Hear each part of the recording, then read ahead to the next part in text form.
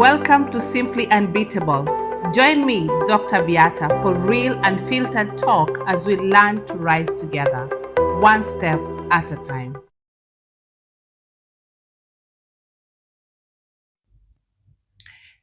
Imagine you own this beautiful apartment and someone comes visiting and they're carrying a bag. Then the next thing they want to do is to dump trash on your very expensive rug. Will you allow them, even if you know them? Of course, the answer is no. Why?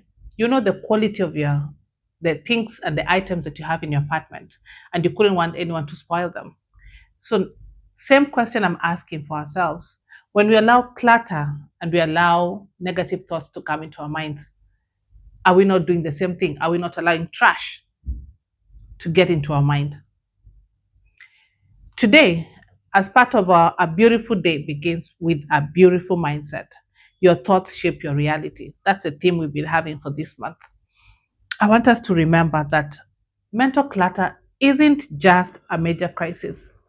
It could be just something that is just noise or interference. But regardless of what it is, it's time for us to start thinking, what do I keep in my mind and what do I let go? To help us do that, I want us to do an internal audit scan. And this we can do it from Psalm 139, verse 23, which says, "Search me, O Lord, and know my heart. Test me and know my anxious thoughts."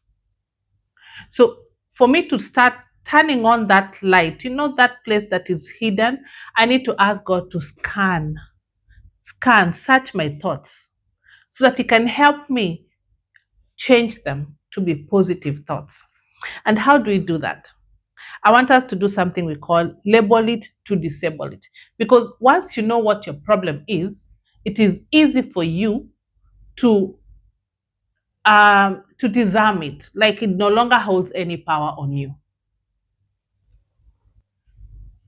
So, as I was saying, when you label it to disable it, you're taking authority and power back to you because this thing is no longer able to take hold of your life. And you're also telling it, I don't need you. If you're not the right guest in my house, you have to leave. Can I give you examples of some of the labels that we're talking about? For example, I have a future fear label. When you have those what if, that's a future fear. When you're thinking like, what if things don't happen? What if this report doesn't come out the way I wanted? What if my marriage doesn't work? What if? Those are future fear labels. So your guest is asking you that what if. So you need to find out, is that the right person you need there? It could be also a comparison label. Here now, you are comparing yourself to someone else.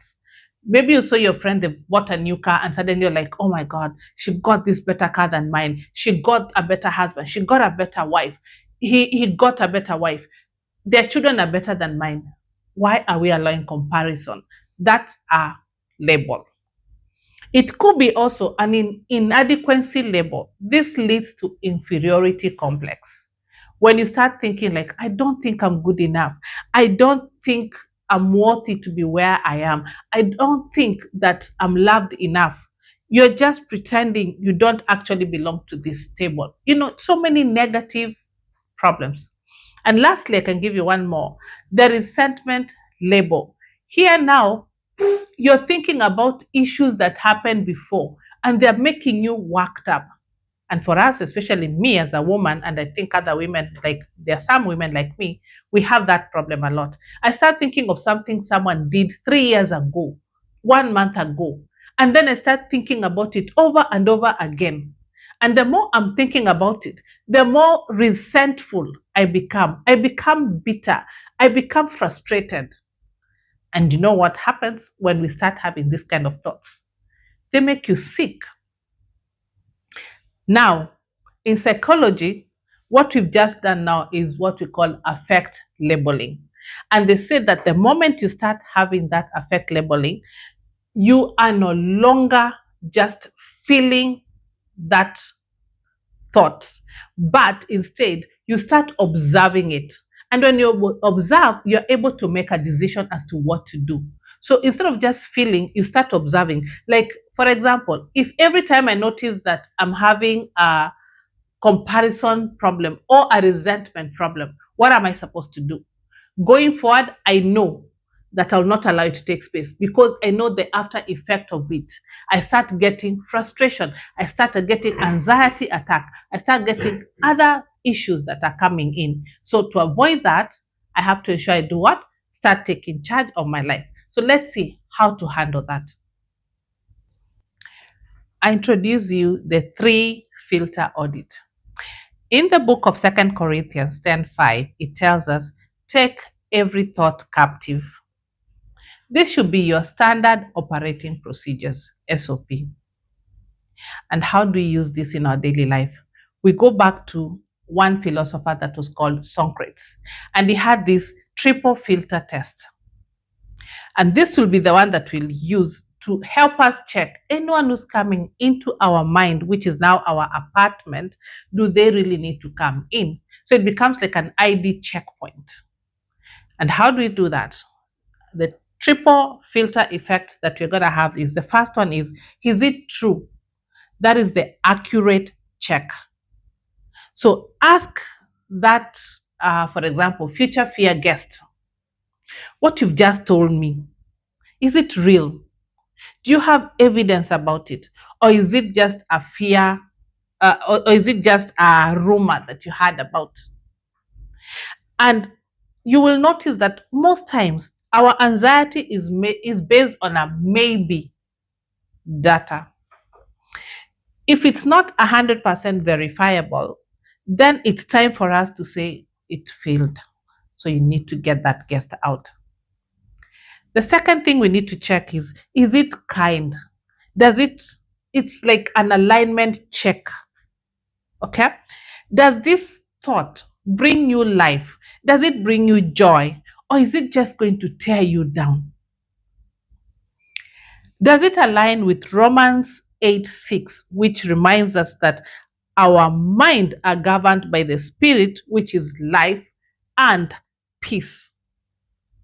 So if any thought makes us feel cruel thoughts about ourselves, or it's heavy on us, then it doesn't have the right character in line with the life and peace. If it's not giving you more life, it's not giving you more peace, then it needs to go. And the third check that we need to do is it necessary? That's the utility check. Let's say, okay, in that one of the fear, maybe future fear, it's true. It has some truth in it. But then ask yourself, is it worth dwelling on? Yes, I'm scared about a project that I'm supposed to work on. But if I continue being overworked and stimulated with the stress of what ifs, am I making myself better, or am I making myself sick in the process? So if it's not helping me find a solution, then it's time to let it go. It's not worth staying there. Sometimes, however, even when you've done what we were just mentioning, and even when you have the best of bouncers or bodyguard, sometimes one thought might still slip inside. When it does that, what do you do? I would suggest you do a 60-second reset. And how do you go about it? You stop and oxygenate. How? You physically pause what you are doing. Then you take 3 deep breaths.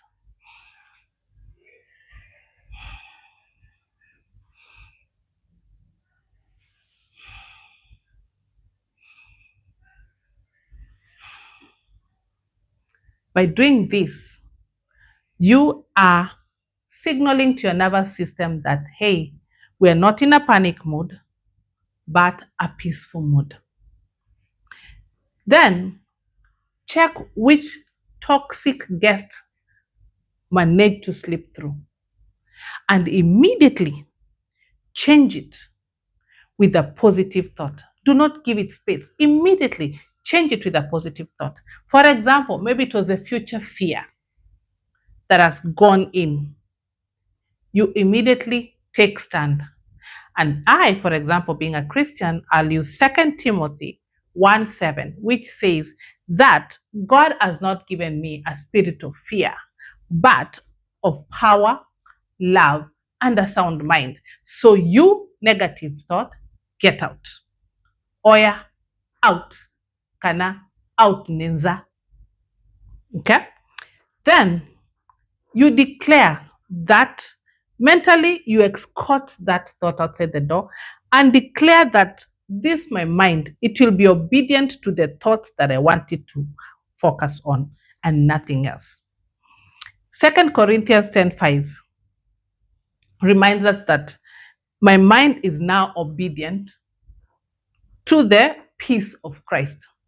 So anything that is not of Christ, anything that is not the right thought that I should be having, will not have authority in my mind. This pausing is crucial because it helps your system to redefine itself. Romans 12:2 says that we are transformed by the renewing of our minds. So we are not just staying busy anymore, but we are intentional.